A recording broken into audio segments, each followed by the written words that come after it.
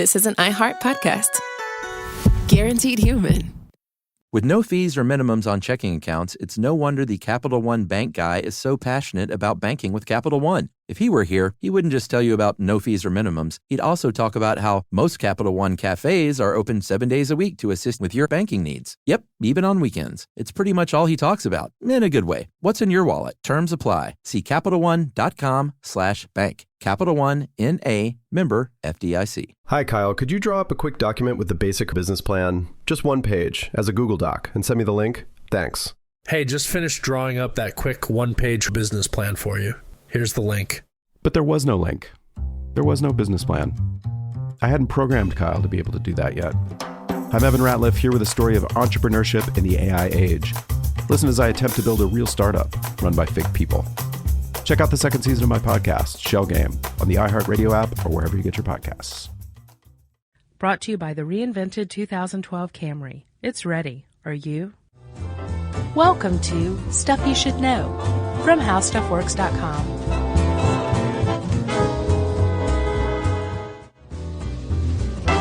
Hey, and welcome to the podcast. I'm Josh Clark. There's Chuck Bryant. This is Stuff You Should Know. Let's get to the intro. Yeah, Jerry said we're wasting too much time in the beginning. Yeah, she said that she wished she had a third mic so she could ask a question every once in a while so we could get to the intro. Right. So what'd you have for lunch, Josh? I have not eaten lunch yet. Actually, it's not true. I had a Ghirardelli square chocolate with caramel inside. Sure. I had a Baby Ruth. I ate a granola bar, courtesy of Discovery Channel. Thank you. Yeah, Raising D bar. I had a cherry Coke. And that's healthy, my friend. I think that's it. That's good. That's all I've had. I'm going to live forever. I had a green apple and some almonds. Yeah. And green tea. You are all about the almonds right now, aren't you? It's a superfood. That reminds me, I've got to give you a recipe for roasted almonds. One of my friends told me last night. It sounds really good. Don't you just roast them? Well, there's some other stuff mixed together. It's an Alton Brown recipe. Oh, really? He's on the Alton Brown diet. Uh-huh. I watched him eat a seaweed salad last night. Ooh, I love those. And I was just like, he's going to weep at any moment. Jerry's so frustrated right now. She is, yeah. Her calf muscles are about to burst out of her legs. Well, maybe we should send her to Vegas. No. I got something else. Oh, okay. Chuck. Yes. Did you know that National Gang Week has come and gone? Is there such a thing? No. Oh, okay. That just ruined the whole thing. Well, Josh, tell me about National Gang Week. Okay. National Gang Week is when all of the gangs around the United States get together and come up with a clever plan to murder unwitting and innocent people. So the Crips and the Bloods get together. Right. One imagines with the Mongols and the Hells Angels. Sure. And, the Warriors. M14, M13. I'm going to get shot in the head for this again. I know. What is it? I can't remember. MS-13? Sure. Oh, man. Anyway, all the gangs get together and they come up with a plan that they're all going to perpetrate. This year, this December, it was a baby, a fake baby, or possibly a real live baby, if they had any female gang members who were willing to give up their infant child for a little while. Right. In a baby seat on the side of the road, covered in blood, although uninjured, just kind of doctored to look like they were bleeding. Uh-huh. In an effort to trap female motorists who would, inevitably stop. Female what? Female motorists? Yeah, that. Okay. Yes. Passers-by. Curse my thick tongue. Drivers-by. Not to be confused with the drive-by. Yeah. Which is a gang activity. Sure. To trap female motorists. Who would stop and try to, see if the baby's okay, help it, and then out of the bushes come some gang members who beat and rape and murder her. That sounds to me like an urban legend, Josh. Two urban legends. Two police departments Oh. issued warnings about this. Really? This past December. That's so ridiculous. When pressed about their sources, they both said, actually we can't verify any of this, so don't pass it along. It was just an idea somebody had. Yeah, the other big gang, when I remember hearing this one myself, was if someone flashes their headlights at you and you flash them back, then it's a gang and they'll turn around and follow you and kill you. The one I heard was if you see somebody driving without headlights on and you flash them, they'll turn around and kill you. Yeah, that's what it is. It's part of a gang initiation. So not true. No, it's not. And what we're talking about, obviously, are urban legends. But more specifically, the article is called How Urban Legends Work. We decided to call this podcast why do we believe urban legends? Yeah. You know? Yeah, we'll get to that for sure. Sure. I mentioned Vegas early on, though, because of the very popular old story that the man goes to Vegas and he chats it up with a nice lady at the bar and goes back to the room with her. And then he wakes up dazed and confused in a tub of ice the next day with his side hurting and with a note saying, call 911. And clearly his kidneys have been removed. Yeah, upon examination, his kidneys are removed. This actually gave me a moment of terror, Chuck, because if you remember in the organ donation podcast, we talked about a guy named Mohammed Salim Khan, right, who had his kidney removed. Sure. And I thought, did we get taken and pass along bad information? No, that's Thanks true, to though. Tom Sheave, right? Yeah. Turns out Tommy was right. I went and double-checked his sources, and I saw a picture of the guy with, like, the huge sewn-up incision where his kidney was removed. And it was an ABC News story. Yeah, that was real. That is pretty much verifiable, right? But that story was around long before that happened to him. Yeah, and I think we even postulated that urban legend gave rise to actual fact, right? Yes. Yeah. And that does happen. Sometimes life imitates art and the other way around. Sometimes it's something from a plot of a horror movie, or sometimes an urban legend is inserted into the plot of a horror movie. Right. Like the Hook killer. You want to tell that one? Well, yeah, that one's been around since the 1950s when teenagers first started going parking, which is when they would drive out to Inspiration Point and make out and neck. And the story goes that they hear the story. It's always someone who's escaped from an insane asylum. Right. Back when you Who still has use those words. A hooked hand. A hooked hand, and then they hear someone scratching on the car, and they don't do anything, and they just leave, and they get home later and find that a hook is sticking into, like, the door handle. Right. Not true. No. And it's that and the Vegas one, the Vegas kidney one, are considered cautionary tales, right? Yeah, very common hallmark of many urban legends that they are cautionary tales. Right. And most cautionary tales also involve some sort of morality twist to them, right? Like, in the most extreme cases, the guy who was in Vegas who was chatting with the girl was actually married, and he went back to her hotel room. Yeah. So the moral of the story is, don't cheat on your wife, right? Or else something really horrible is going to happen to you. In the case of the teenagers in the 50s, it was teenagers necking, as you put it, old man. And the moral of the story is, don't have premarital sex, right? Yeah, shouldn't go park your car and do things like this. You shouldn't. No, nothing. Yeah. Right? So the what's interesting about this is that urban legends reflect our own morality, our own values, our own fears. Many times. Think about that. From the 50s to the 1990, when the first folklorist, I guess, chronicled that Vegas kidney story. Right. In 40 years, it went from necking to cheating on your wife. Right. And one could argue that our values had expanded like that, or devolved to that same degree in that same period of time. That's a good point. Yeah. Did you hear a bunch of them when you were first going to college?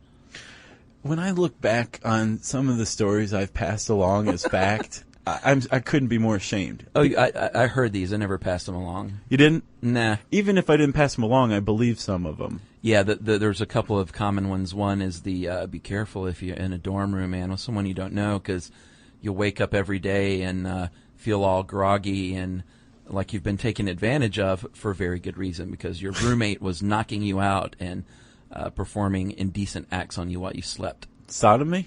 Not true. Very much an urban legend, as is the if your roommate kills themselves, you get straight A's that quarter. Which, I have to say, forms the premise of one of the greatest Zach Morris movies of all time. What's that? Dead Man on Campus. Oh, gosh. Dude, did you ever see that? No. That was a great movie. That was the plot, though? Yeah, that was the whole plot. He smokes a bong in that movie. It's kind of startling for having grown up on Who's Zach Morris? Saved by the Bell. Oh, is that his character name? Is that his real name? Yeah, I don't remember his real name. Oh, Zach was his character in Saved by the Bell. Yeah, he's Zach, the blonde guy. Zach, if you're listening, send us an email telling us your real name. No, we'll look it up in a second, so don't bother emailing. I prefer an email from him. Okay. So, Chuck, like we said, that these things kind of tend to reflect our own morality, our own values. And you said they reflect our fears. And that's absolutely true. There's a lot of urban legends, I would even say the vast majority of them have to do with some sort of fear, right? Right. And that's one reason we pass them along, is because they resonate with us. We have loved ones in our lives. There's Sure. people we care about, or at Yeah, the yeah. very least, we're having a good day and we don't want some stranger to fall into some horrible misfortune. So we Right. pass these along. Yeah. And if they're passed along to a person who maintains the same kind of fears and maybe the same level of fears and the same dopey believability, they'll absorb them, fear them, and pass them along themselves. Sure. Right? Many times it's also regionalized. So what may be, if you're in Seattle, it could be a neighborhood in Seattle where this happened. If you're in Atlanta, it could be Eastlake. So they get regionalized, and all of a sudden you think, well, it may not be true, but I should tell my friends this on the internet, to just send an email out, just in case, because it's happening right here. Right, and because it's in a place that you can visualize, it has that much greater of an impact on you. Fear, once again. Sure. I mean, if you can visualize your fear, you can fear even more. Yeah, good point. Thanks. That's going to be on my tombstone. Should we talk about some dead giveaways that you're, in fact, hearing an urban legend and not the real thing? Totes. It happened to a friend of a friend. That's the classic. Definitely. FOF is what they call it. And actually, if it happens to a friend of a friend, usually when you pass it along, you're not going to say a friend of a friend because you just immediately lost credibility right there. Yeah, yeah. So you're going to say it happened to my friend Chuck's friend, Uh-huh. or it happened to Chuck's friend. You know Chuck. It happened to one of his friends who neither one of us have ever met. Yeah, yeah. Right? That personalizes it a little more, brings it Sure. home a little further. Or if I were a real liar, right? Yeah. Or really desperate for attention, I would say it happened to Chuck, even though Chuck told Right. me it happened to a friend of his. Yeah. But I'm just going to gloss over that part because I really want you to believe what I'm saying. Because Right. if you believe what I'm saying, then I can more easily believe what I'm saying. Right. Right? And people innately want to believe their friends when they hear things, and people innately want to tell a good yarn. So couple those together, spin a good yarn, and then is that what it's called? Spin a yarn. The Right? hip kids call it. Put those two together, and you get urban legends. Yeah. I actually remember the first urban legend I heard, and my buddy Rad in Montana, my best friend in high school, actually listens Radcliffe? to this. Radford. Redford, that's right. He told me, I remember this so distinctly, about the Eddie Murphy and the elevator. It used to be Reggie Jackson before that. The story is the lady gets on the elevator, and it's some African American with his large entourage. Or a dog. It's a dog. Oh, it's a He dog? has a dog. Yeah, that's the crux of it. Oh, okay. Well, see, it changes. That's the hallmark of an urban legend, too. It changes per story. Okay, sorry, go ahead. But the lady will clutch her purse in fear, and then later on, she finds out it's at a hotel that her hotel stay was paid for, and it's like courtesy of Eddie Murphy. We got the best laugh I've had in weeks because we scared you. Oh, yeah, that's not how Mom told it.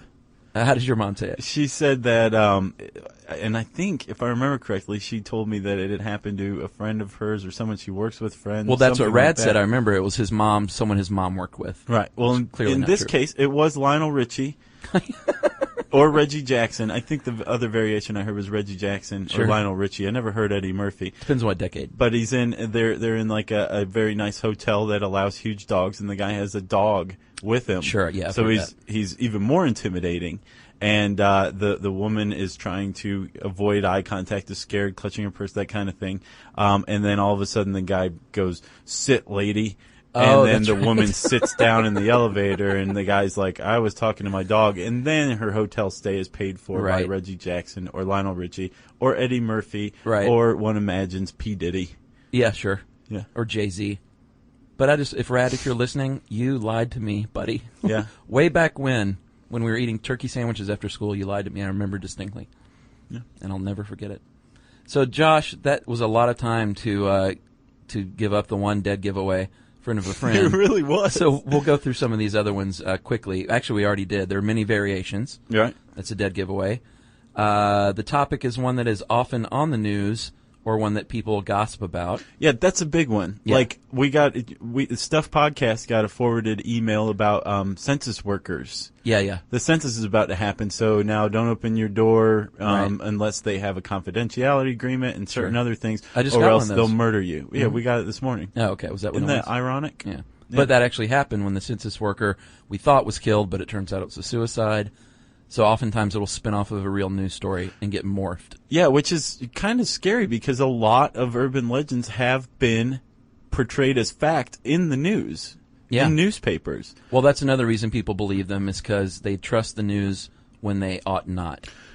Which is sad because, really, frankly, you should take all news stories with a grain of salt, you know? It's just some dude or chick reporting something. Trying to file a story. Just like we do. We get things wrong all the time. Clearly. Why are you shaking your head? You just gave us away, Dan. People know. We call ourselves out. No, but it's true. I think it's funny that we do that, and we need to do that because in this day and age, pretty much our entire job, or at least a significant portion of it, Chuck, is avoiding giving out false information. Yeah. We have to go through and verify it, which is getting increasingly harder. Yeah, we try. We definitely do. We were talking about pop culture, and sometimes movies will work it in or the other way around.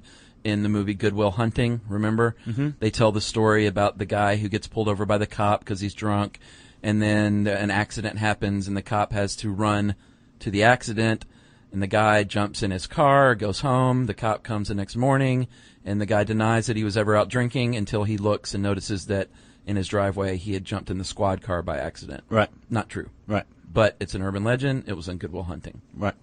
The Simpsons. Which one? You know how you always hear the story about like a mouse in a Coke bottle? Remember The Simpsons when Barney and Homer visit the Duff Brewery? Mm-hmm. And the guy's on the line, Phil is on the line checking the bottles as they go by. Yeah. He's like, good, nose, good, needle. And then he turns his head and like Hitler's head, it goes by in a bottle. Yeah. That's a good one. Did you see the YouTube clip of Hitler finding out that Scott Brown won the Massachusetts Senate seat? I did. You sent it to me. God, that's good. Is that an urban legend? Or did Scott Brown really win the Senate seat? He really did. I thought it was made up. There's it's pretty much impossible to trace the origin of any urban legend, really. Yeah, no one ever knows where they come from. One of the reasons why is because it follows oral tradition, or it used to, generally, right? Right, folklore. It is folklore, and it's actually studied by cultural anthropologists and folklorists, which I think is probably a subset of cultural anthropology. And the heyday, have you seen the Encyclopedia of Urban Legends? No, I used to have a cartoon book, though, of urban legends. It was pretty cool. Nice. Well, the Encyclopedia of Urban Legends is fairly anthropological in nature. Yeah. It's a pretty thick tome. It's on Google Books. Cool. You can check it out. But the author of it, Jan Harold Broonvan. Harold. Why are you doing this to me today? Are you talking to your mouth or to me? Both. Okay. The author, Jan Harold Broonvan, kind of laments that the internet has removed that aspect, the oral tradition, by digitizing it. Yeah, and now all you do is click forward. Right. And Broonvan suggests that the golden age of urban legends was the 60s or the 80s. Yeah. Although they've been around a lot longer than that, right? Yeah, since the 30s and 40s, they said? I found even further back than that. Apparently, F. Scott Fitzgerald in the 20s referred to contemporary legends, which the critic took to mean the same thing as an urban legend. Sure. And then even before that, I think in the 1890s, there was a French columnist who asked, do cities maintain folklore just as rural areas do? Interesting. The answer to that is a big fat yes, obviously. Urban legend. Yeah. So that's when they were actually called out as urban legends. Like we said, it goes back centuries tradition of folklore. Sure. Historians are big on verifying and writing things down, and folklorists tell stories with their mouths. Yeah. Like we do. Right. That sounds like a T-shirt. Folklorists do it with their mouths. Yeah, that should be. Yeah. And like you said, Chuck, these things go back centuries, if not further. And again, all legends reflect the feelings, the fears, that kind of thing of the culture at the time. So we're before in the pre-industrial age. Yeah. Most fairy tales that had something bad happening to them were set in the woods. Right. Like Hansel and Gretel or Snow White or whatever. Yeah, yeah. These fairy tales were set in the woods because the woods were still very scary places filled with bandits and bears and scary monsters. Yeah, super freaks. Yeah. Yeah. One thing I thought was interesting is the famous website Snopes.com. Yeah. Clearly can put an end to a lot of these internet, if you're smart enough to go look at Snopes, these internet rumors that get started. But one thing I thought was interesting was, reading this article, is that Snopes evidently gets a lot of angry emails because people want to believe their friend so much that their friend's not made this up, that they will email Snopes angrily and say, "You're calling my friend a liar. This really happened. He said it happened to his best friend." Right. And Snopes is like, I doubt if they even respond to those. They're like, send us your address so we can send a guy to come hit you with a tack hammer. Right. And I have some swampland in Florida, I can tell you. Exactly. We were talking about the origins of these things, Chuck, right? Indeed. Right. So folklorists, anthropologists, and pretty much any smart person can point to actual events that are maybe misinterpreted or expanded upon, become the source of urban legends, e.g., temporary tattoos laced with LSD. Right. That could have been birthed out of the real practice of chemists who make LSD would oftentimes put it on, or I guess still do, put it on like a stamp with a cartoon character. Yeah. And so that might have gotten confused with temporary tattoos, so the word spreads, and all of a sudden, and what I love is that the story goes is they give them these LSD tattoos to get the kids hooked on LSD. Right. Which is just silly. Yeah, it's not physically addicting at all, nor psychologically addicting. I doubt it. I imagine it's much more psychologically aversive than anything. Probably so. I'm getting nostalgic. Halloween, lots of urban legends around Halloween. Yeah. With the tainted candy and the razor blades and the apple. You know what's crazy is we were talking about how the organ thief actually probably got the idea from the urban legend. There have been instances of people tainting Halloween candy after the urban legend was around. Oh, really? Uh-huh. Interesting. Most of the ones that have like razor blades, and I have to say this is from Snopes. Right. There's a pretty long article on Halloween candy with razor blades and needles. But most of the ones that have actually been perpetrated were hoaxes, or they wanted to get attention or something like that.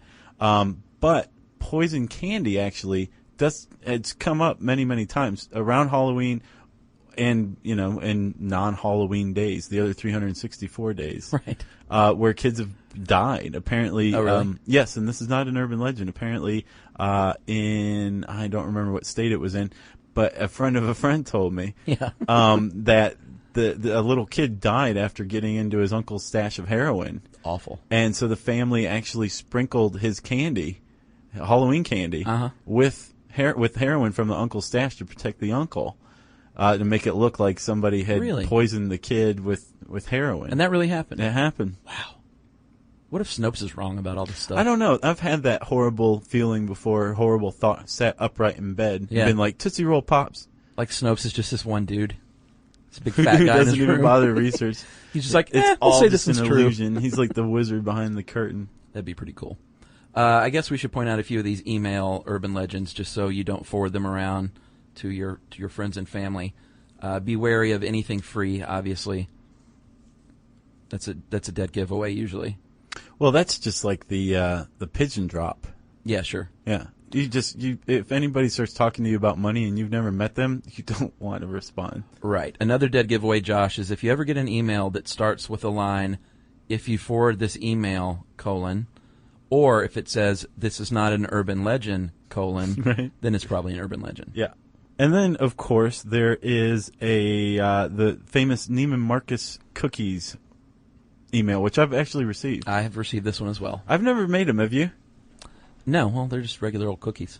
Tom Harris says they're delicious. Really? I think he made them for this article. That is research, pal. Yeah, we'll detail this one. This is a very famous one. So back in, I think, the 90s, late 90s, there was an email that was sent around where it talked about the Neiman Marcus chocolate chip cookie recipe, which made some delicious chocolate chips, they say. Right. Or chocolate chip cookies.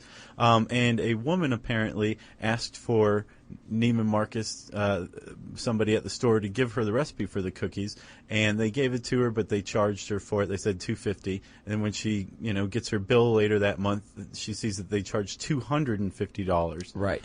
Instead of $2.50 for this recipe. The woman finds it outrageous, right. Contacts Neiman Marcus, and they're like, well, our cookies are really good. We're not going to refund your money. Right. So she decided that to get them back, she would forward the recipe in an email to everybody. And spread it around. Yes. To get back at Neiman Marcus. You were my crutch, Chuck. Not true, Josh. They didn't even make the chocolate chip cookie at the time. In the 80s, it was Mrs. Fields, not Neiman Marcus. And before that, it was the Waldorf Astoria Hotel's Red Velvet Cake. Take that, stupid people who believe forwarded emails. Who, I'm sad to say, not only did my mom pass along bunk information with the Lionel Richie / Reggie Jackson story. Sure. But my dad, I found out, is a birther. Really?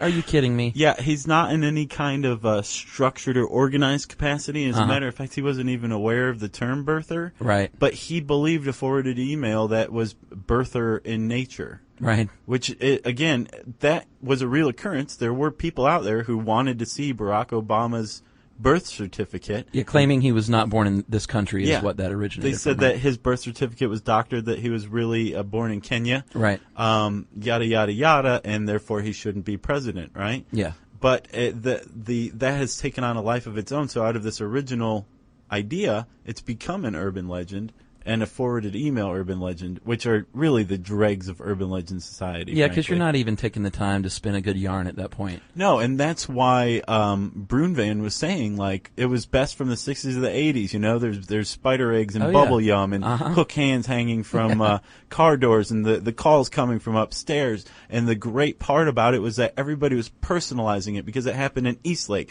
or it happened in Peoria, Illinois, depending on where you are. And so it took effort, and there was personalization done to it, and so people were engaging in oral folklore tradition without even realizing it, and it kept it alive and vital. Now it's just forwarding. That's it. Well, you and I remember clearly. I remember Rad lying to me in the 10th or 11th grade. You remember your mom telling me stories like, I remember this specifically in his kitchen. Yeah. I remember that day specifically, but I don't remember whatever jackass forwarded me the gang headlight thing. Right. Should we talk about a couple of real ones real quick before we wrap it up? Yeah, these are great, Chuck. Chuck found some on cracked.com. And the more fantastic ones, we actually did go and double-check with Snopes, the big fat guy who doesn't check anything, right? Yes. Okay, so Chuck, take it away. Well, one of them has happened recently is the famous Halloween one. There's all manner of Halloween ones, like we said, where someone hung themselves in their yard. Yeah, what podcast did we talk about that? I can't remember. I can't either, but we definitely did. And the story goes that someone hung themselves, and people thought it was a Halloween decoration, so the body stayed there for several days until they realized it was real. And this actually really did happen.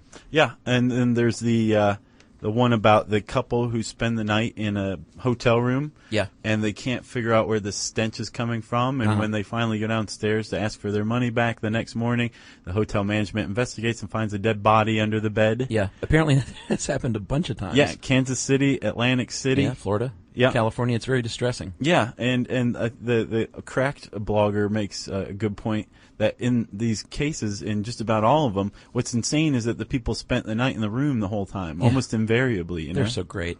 Tell them the best one. Cracked is awesome. They're so funny. Yeah, I agree. I love that website. I know it's one of your faves. The Funhouse Mummy. This one is the best one ever. The myth is that a prop at a carnival was, I guess in the scary funhouse, was not a prop mummy, but it was in fact a real dead body. So if this story couldn't get any more fantastic, you're wrong, right? It's so great. Here's how the urban legend goes.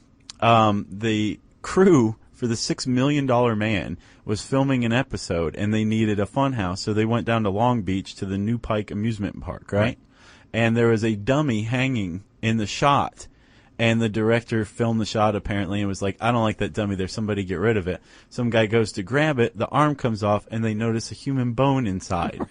Right? You thought, wow, that's pretty realistic. Yeah, and so they did a little more investigating and figured out that it was a real corpse, a mummified, embalmed human corpse that was actually hanging in a funhouse. True. Being that people took as a dummy, right? $6 Million Man. Chuck, is this true? It is true. Isn't that crazy? And it doesn't end there, because apparently the body, the undertaker had done such a swell job with the embalming process that he put this body on display for a matter of years. Mm-hmm. You could pay a nickel to come see this body. Mm-hmm. And then two guys that worked for the amusement park, the traveling carnival, disguised themselves as what? His brothers. His brothers, to come claim the body. And they actually stole the body, and it traveled around the country, eventually ending up in Long Beach. Yes. What's even more amazing is that we know whose body this is. Yes, we do. It was a bank-robbing bandit named Elmer McCurdy who lived out his violent career at about the turn of the last century, early 20th century. He was killed in a shootout for $46 and 2 jugs of whiskey. And like you said, the Undertaker did such a good job embalming him. He charged people a nickel to come look at this bandit, and that was that. So when they finally laid him to rest, I think in like 2006. Really? No, it couldn't have been. No way. It would have been a couple of years after the $6 Million Man thing in 76. Right. Okay. They supposedly put cement over his casket so that nobody could dig him up. And do the same thing all over again? Yeah. Wow. Yeah. True story. Yeah. So Cracked actually has about 11 of them over the span of a couple of articles. And then I saw other sites that said they had real ones, but again, you can't always believe everything. I don't know if I believe Cracked. No, that's why I went and checked it out at Snopes, and they had the same story, slightly different, but all the facts were the same name, same everything. Friend of a friend. Yeah. Is that it? That's it, man. I mean, we could this go is on urban all day. legend. Yeah, we could. Yeah. This could be an 11-hour podcast. Sure. But let's not make it that way. No. If you want to learn more about urban legends, you can look it up in the handy search bar at howstuffworks.com. Chuck, it's time for listener mail. No, it's not, Josh. What? We are not going to do listener mail today because we are going to plug this thing like a finger in a dike. So, Chuck, go ahead then. If you're going to do that, let's do it. Well, first of all, we want to plug the new science podcast that we've talked about for a while, and it is called Stuff from the Science Lab. With our comrades Robert Lamb, who you might remember from doing the hell of a writer. Rendition, the reading of the Jack the Ripper letter. Yeah, dear boss. He doesn't do that voice in the podcast, though, unfortunately. Yeah. And Allison, they do a great job with sciencey stuff. Hell of an editor. And we're going to plug Strickland's podcast, Tech Stuff, even though he talks smack about us. He really does, doesn't he? He does. We are going to plug Stuff You Missed in History Class with our colleagues, now Katie. It used to be Jane and Candace. Now it's Katie and Sarah Dowdy full-time. Mm-hmm. Yep. They do a great job. Sure. And what else do we have? High-speed stuff. Yeah, Scott and Ben. Scott and Ben do a great auto podcast, very funny. Ben and Matt also do Stuff They Don't Want You to Know. Yeah, our that's a video podcast on conspiracies, which is awesome. Yeah, Coolest Stuff on the Planet is another great travel video podcast. Yep. And what are we forgetting? Yeah, Sminty, our Sminty gals. Yeah, how could we forget Sminty? Did you see that email we accidentally got that was intended for them today? Yeah, fan mail. Stuff Mom Never Told You, of course, is the... Some people liken it to the female version of what we do. Yeah, they have a huge cult following, too. They do. They're great. They're really funny. Yeah. It's quality stuff. Oh, of course, there's Stuff of Genius and Brain Stuff, both of which feature our esteemed founder, Marshall Brain. Yeah, and Stuff of Genius is really short, and if you're into, like, cool Monty Python-esque graphics, you'll like it. Yeah. And, of course, there's the blogs. Always. You can just type in the blogs at howstuffworks.com. Right? Plugfest is over. Plugfest is over. We haven't done it in a while. No. If you want to send us an email, we probably will do reader mail again, right? Starting next week. Okay. If you want to send us an email on absolutely anything, you can wrap it up and send it to stuffpodcast at howstuffworks.com. For more on this and thousands of other topics, visit howstuffworks.com. Want more How Stuff Works? Check out our blogs on the howstuffworks.com homepage. Brought to you by the reinvented 2012 Camry. It's ready. Are you? At CVS, it matters that we're not just in your community, but that we're part of it. It matters that we're here for you when you need us, day or night. And we want everyone to feel welcomed and rewarded. It matters that CVS is here to fill your prescriptions and here to fill your craving for a tasty and, healthy snack. At CVS, we're proud to serve your community because we believe where you get your medicine matters. So visit us at cvs.com or just come by our store. We can't wait to meet you. Store hours vary by location. Hi, Kyle. Could you draw up a quick document with the basic business plan? Just one page as a Google Doc and send me the link? Thanks. Hey, just finished drawing up that quick one-page business plan for you. Here's the link. But there was no link. There was no business plan. I hadn't programmed Kyle to be able to do that yet. I'm Evan Ratliff here with a story of entrepreneurship in the AI age. Listen as I attempt to build a real startup run by fake people. Check out the second season of my podcast, Shell Game, on the iHeartRadio app or wherever you get your podcasts. This is an iHeart podcast. Guaranteed Human.